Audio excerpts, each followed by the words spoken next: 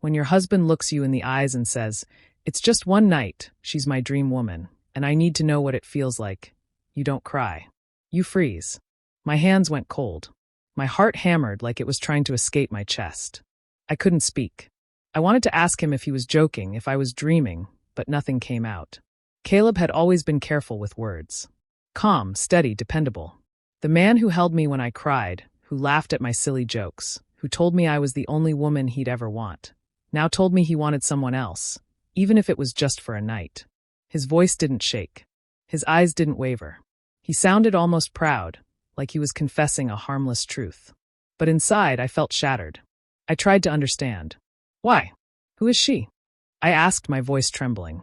He named her, and it was like a punch straight to my stomach. Elara Vincent. A client. Beautiful, confident, and the kind of woman who always seemed to get what she wanted. Caleb said he needed to feel what he imagined, that it wasn't about leaving me, just about curiosity, a fantasy he had to close. He even promised he'd come back. I wanted to scream. I wanted to throw something. I wanted to beg him not to do it. But none of those things happened. I just stood there, numb, like the air had been sucked out of the room. The man I loved, the man I trusted, had opened a door I never thought existed in our marriage. I remembered our life together. The late-night talks, the small victories, the quiet Sunday mornings with coffee in hand. Was that all just a pretense? Had I been living in a dream that wasn't real? The disbelief slowly gave way to a strange, hollow sadness. It wasn't just about one night. It was about the betrayal, the breaking of a trust that I had believed was unshakable. I watched him pack a small bag. He didn't look back. No apology, no hesitation, just determination. He walked out the door and into a night I couldn't follow, couldn't stop. The sound of the closing door echoed like a final sentence. I was left in the quiet house that suddenly felt empty, staring at the space where my life had been whole, and wondering how it could feel so shattered in just a few words. I didn't cry at first. I didn't scream. I just sat down on the couch and tried to breathe. Every time I thought I might speak, my voice failed me. Every time I tried to move, it felt like the floor beneath me had vanished. I wasn't angry yet. I wasn't plotting. I was just frozen, caught in the sharp, cold reality that my husband had chosen someone else, even if only for a night. This night changed everything. It was the start of the story I never wanted to live but had no choice but to survive. I woke up to silence. The bed felt too big, too cold, and Caleb's side of the closet looked different. Half of his clothes gone, the shoes I'd loved seeing by the door missing. I touched the empty pillow beside me, and for a moment hoped it was all a nightmare. But the room smelled the same, the sunlight crept through the blinds the same, and the truth pressed down on me. He wasn't coming back. I tried calling him. The phone rang and then went straight to voicemail. I tried again. Blocked. My stomach dropped. Panic clawed at me. I felt trapped inside my own body, watching my hands shake as if they belonged to someone else. Every corner of the house seemed to mock me. His coffee mug still on the counter, the newspaper I'd folded the night before untouched, the quiet that had never existed in our home before now suffocating me. Then the phone rang. I picked it up, hoping it would be him, hoping for an explanation, a mistake, anything. It was his mother. Her voice trembled and cracked. She was crying. "Lydia, he said he needs to find happiness," she said between sobs. My hands went limp, and I sank into the couch. That wasn't a one-night fantasy. That was a plan. He had already decided. He had already left. I sat there, stunned, staring at the wall. The world felt like it was tilting. I couldn't focus on anything. The dishes in the sink, the sound of birds outside. Even my own breathing felt foreign. I tried to go through my day like nothing had happened, but at work, my coworkers noticed. They asked if I was okay. I forced a smile, but my eyes betrayed me. My hands trembled when I picked up the chart. My voice sounded hollow even to me. Everyone could see it. I was unraveling, slowly and painfully. I kept replaying the night before in my head. The words he said. The calmness in his voice. How he didn't look back when he left. My mind raced through everything, trying to find a reason, a misstep, a clue I had missed. I felt foolish, blind, heartbroken. How could he just leave? How could someone who promised forever walk away without a fight, without even hesitation? I realized that this wasn't just about him being with someone else for a night. It was about him leaving me, leaving the life we built, leaving me to pick up the pieces. I felt anger, but it was buried under exhaustion and disbelief. I didn't know how to start putting myself back together, or even if I could. I just sat there, staring, shaking, and waiting for a world that had suddenly become unrecognizable. By evening, the ache in my chest was constant. Every sound made me jump. Every shadow felt threatening. I couldn't sleep. I couldn't eat. All I could do was feel the betrayal settle into my bones and try, somehow, to keep moving in a world that no longer made sense. I started hearing things about her from friends I trusted. Whispers at work, hushed conversations at the grocery store, little hints that she wasn't just any woman. They called her a luxury realtor, charming, confident, and someone who had a habit of getting what she wanted, even if it meant breaking other people's lives. Every word cut deeper than I expected. I needed to see for myself. I drove to her street, my hands gripping the steering wheel so tight my knuckles went white. The houses were large, immaculate, like something out of a magazine. And there it was, her home. Big windows, manicured lawn, expensive cars parked in the driveway. And Caleb's truck. My stomach dropped, and my chest tightened like someone had shoved a fist inside it. I stayed in the car, not moving, staring at it, trying to convince myself it wasn't real. But it was. Hours passed. I watched the lights flick on and off inside. Shadows moved behind the curtains. A laugh, a figure passing by a window, another glass of wine set down on a polished table. My heart ached in ways I didn't know were possible. Every sound, every movement, felt like it was directed at me, like the life I had built with Caleb had been ripped away and replaced by this new, perfect life for them. I thought about knocking, about confronting her, about yelling at them both. But something inside me shifted. Anger bubbled up, not wild and uncontrolled, but steady, sharp, and focused. I realized that fury could be my fuel. I didn't need to crash into them blindly. I didn't need to scream or beg. What I needed was patience and strategy. I needed them to see me when the time was right. Sitting there in the dark of my car, watching their world move behind those expensive curtains, I felt a strange calm settle over me. The pain was still there, gnawing at my chest, but now it was paired with clarity. I would rebuild piece by piece, but differently. I wouldn't let their choices define me. I would be stronger, smarter. I would make them realize what they had done and what they had lost. For the first time since Caleb left, I felt a seed of control take root. It wasn't revenge for the sake of cruelty. It was justice. It was the knowledge that while they were celebrating, I was planning, learning, growing. I didn't know exactly what I would do yet, but I knew I wouldn't be invisible. I knew I wouldn't be broken forever. The night fell, and I stayed in my car until the street lights flickered on. Shadows danced inside her house one last time before I drove away. I didn't look back, but the thought of what was coming quietly, patiently, gave me the first real sense of hope I had felt in weeks. The seed had been planted, and I would let it grow. The bills kept coming, one after another, landing on the kitchen counter like tiny, cruel reminders.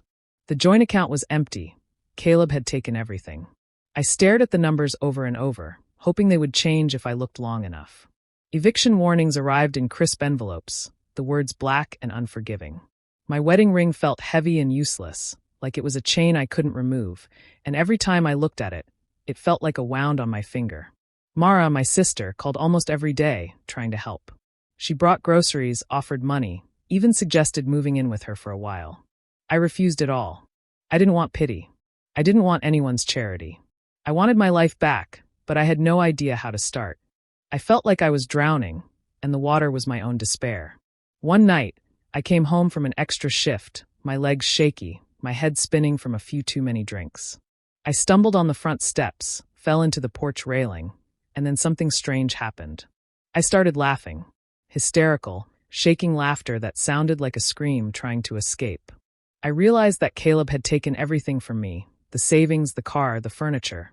Everything except the mortgage. He hadn't even left me completely empty. Somehow, that thought made the ridiculousness of the situation hit me all at once. I laughed until I cried, until my sides hurt and my tears ran down freely. It was rock bottom. I had nothing left, and yet somehow I was still standing. The absurdity of it broke me, and in the same moment, it awakened something inside me. I understood that despair didn't have to be the end. I had spent so long letting his betrayal define me, letting it take over my every thought. But now I felt something I hadn't in weeks: clarity. I promised myself then that if he could walk away, lie, and rebuild his life on someone else's happiness, I could rebuild mine. I wouldn't do it out of anger alone, though anger was there, simmering. I would rebuild with purpose. Every choice I made from that moment on would be mine. I would work, save, and create a life that was strong and unshakable. That night, I felt the first spark of something I hadn't allowed myself to feel in a long time: power. Not over him, not over anyone else, but over my own life. It was terrifying and exhilarating at the same time. I realized that the moment I hit the absolute bottom was also the moment I could finally start climbing. The laughter, the tears, the chaos inside me, they were the sound of awakening. From that night on, I stopped seeing myself as the woman Caleb left behind. I started seeing myself as someone who could survive, who could fight, who could rise from the ruins he had left. And for the first time, I believed it. I started small. I sold my jewelry. The pieces Caleb used to say reminded him of us, and it felt strange to let them go. But I needed cash. I picked up extra shifts at the hospital, sometimes working 12 hours straight, letting the exhaustion numb the emptiness.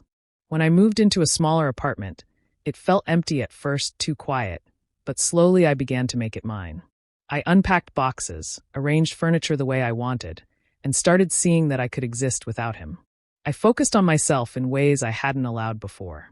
I walked in the mornings, ran in the evenings, cooked meals just for me. I laughed at small things again, like a cat outside my window or a song on the radio.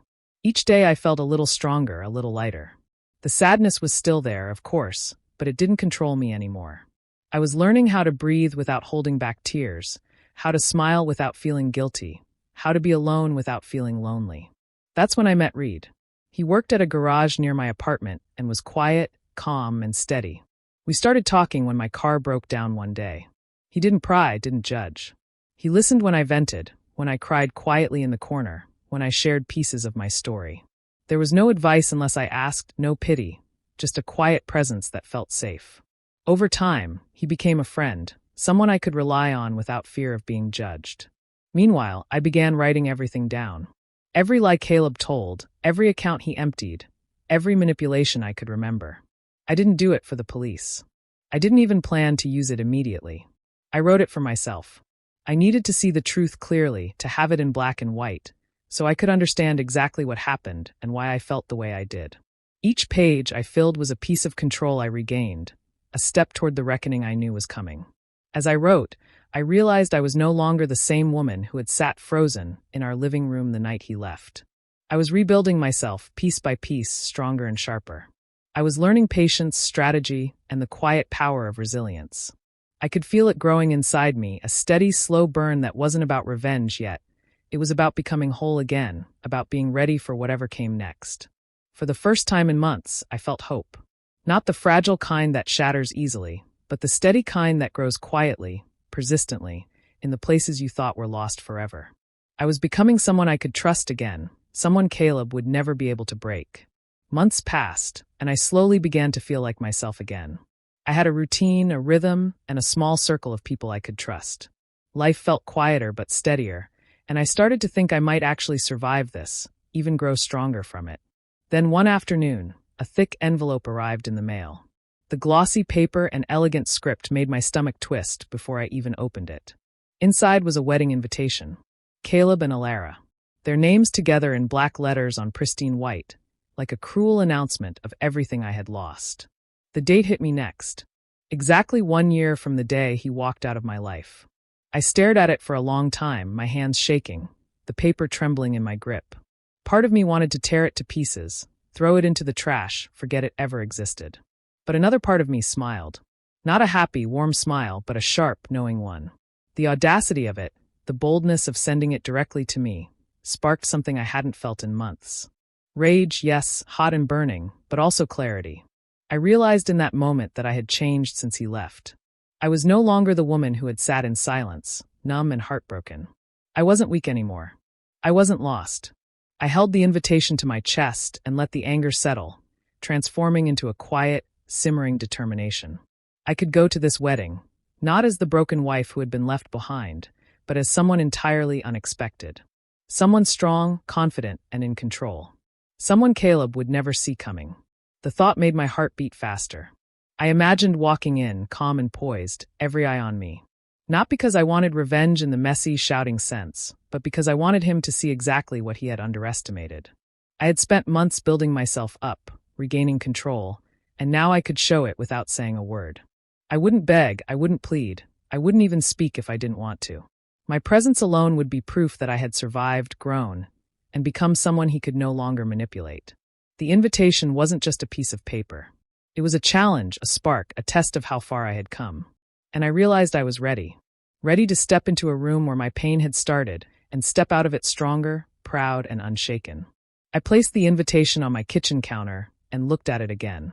1 year from the day he left. That gave me time. Time to plan, time to prepare, time to become exactly the woman he never expected me to be. And when the day came, I wouldn't just walk into that wedding. I would own it quietly, powerfully, without a trace of the fear or pain I had once carried. For the first time in a long while, I felt a rush of excitement. Not for love, not for him, but for me, for the woman I had become, and for the reckoning I knew was coming. After I received the invitation, I knew I had to be ready. I couldn't just walk into that wedding as the same woman he left behind. I spent months quietly gathering everything I could about Caleb and Alara. I dug into Caleb's hidden debts, the small financial mistakes he had tried to hide, and even discovered a property scam he had helped cover up during one of his construction projects. Every detail I found made the picture clearer and my resolve stronger. Reed helped me carefully and anonymously. He didn't ask questions about why I was doing it, and I didn't explain more than I had to.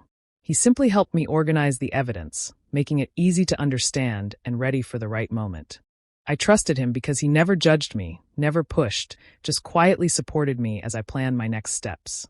While I worked on the plan, I also worked on myself. I started a new job that gave me independence and pride.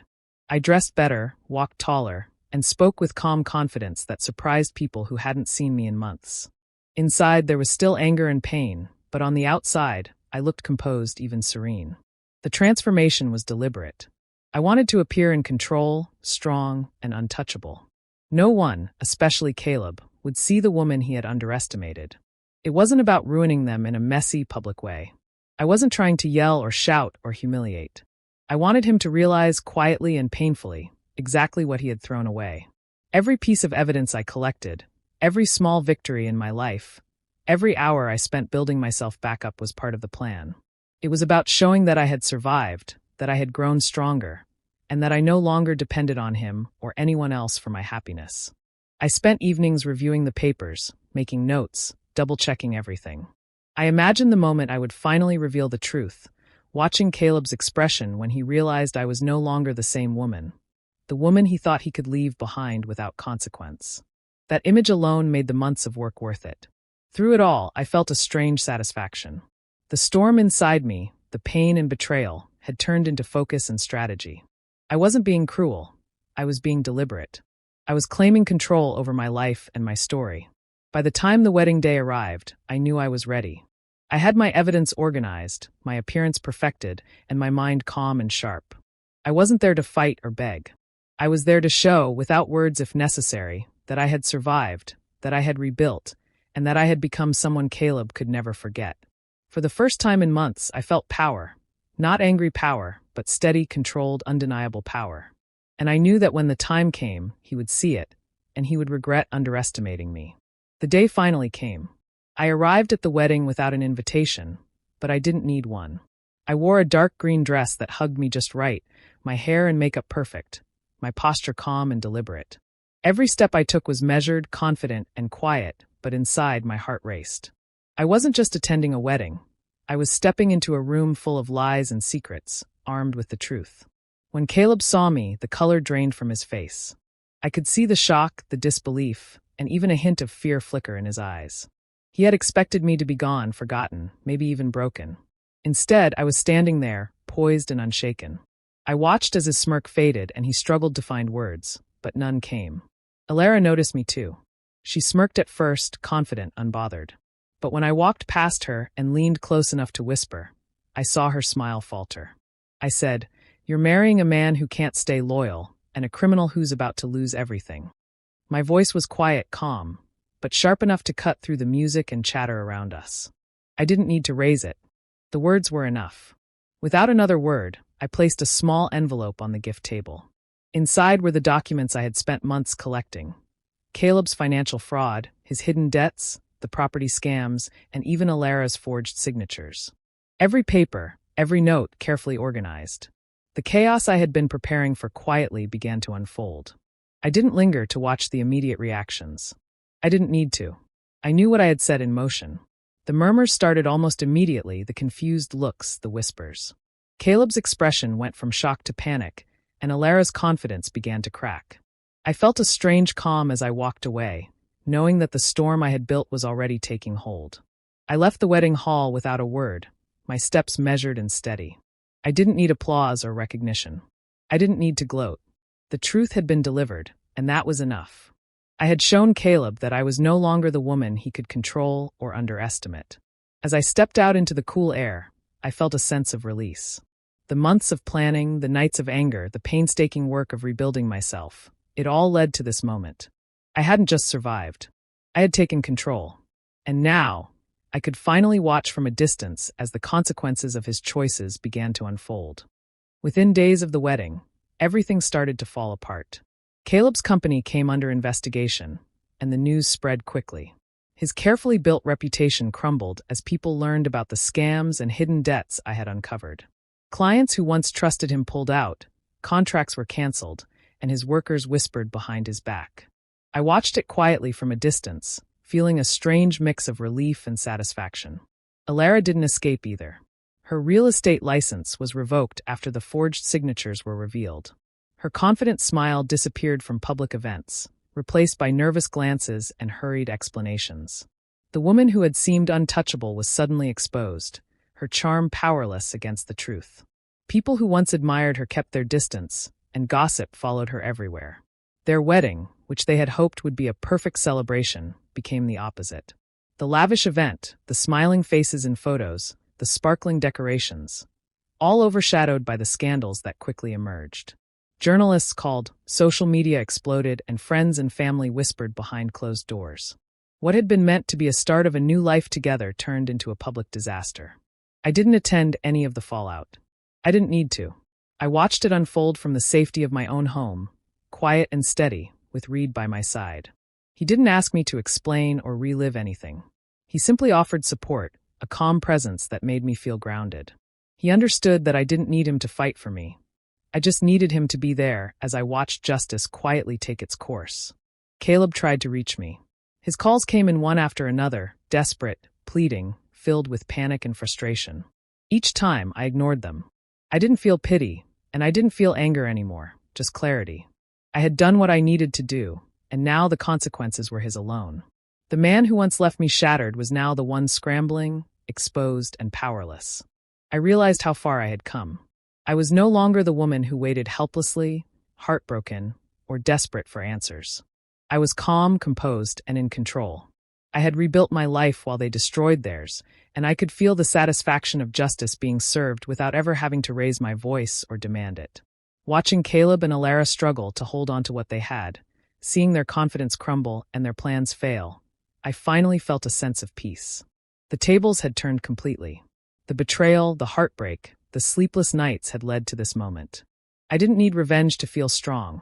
I only needed to live, to rebuild, and to watch as the truth worked itself out.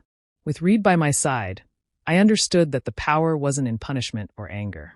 It was in surviving, in growing, and in knowing that I had risen stronger than anyone expected. The destruction of Caleb and Alara was a consequence of their own choices, and I could finally breathe, free from the shadow of their betrayal. Months later, I found myself standing by the ocean, the wind pulling at my hair and the waves rolling in endlessly before me. I hadn't felt this calm in years, not since the night Caleb left. The anger, the heartbreak, the sleepless nights, all of it had faded into something quiet and steady. For the first time, I felt peace, a sense of release I hadn't thought possible. Reed walked beside me, quiet and steady as always. He didn't need to say anything. His presence was enough. I didn't feel the need to talk about the past or the chaos that had followed. I didn't feel the need to explain myself. Just being there, moving forward, breathing in the salty air, made me feel like I could finally exist without the weight of betrayal pressing on my chest. I wasn't ready to fall in love again, and I didn't plan to. I didn't need someone to complete me or to heal me.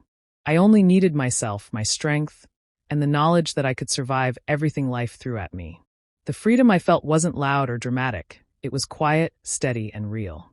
I could smile at the horizon, feel the sun on my face, and know that I was finally free from the past. In my hand, I held my wedding ring, the last piece of that life with Caleb.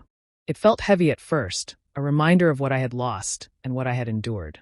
But now it felt like a symbol I no longer needed. Slowly, I opened my hand and let it fall into the waves. I watched it disappear beneath the water, swallowed by the endless sea, and felt a weight lift from my chest. I whispered softly, almost to myself, "It was never just one night. It was my awakening." And it was true. Every moment of pain, every night spent crying alone, every second of fear and doubt had led me here, to this moment of clarity, strength, and freedom. I walked along the shore with Reed, feeling the sand under my feet, the breeze on my skin. I didn't need closure, I didn't need apologies, and I didn't need to hear from him again. What mattered was that I had found myself, reclaimed my life, and learned that freedom didn't come from anyone else. It came from within. For the first time in a long time, I could breathe deeply, without hesitation, without fear, without regret. I was whole, I was free, and I was ready to face whatever came next. Not as a victim, not as a shadow of my past, but as the woman I had fought to become.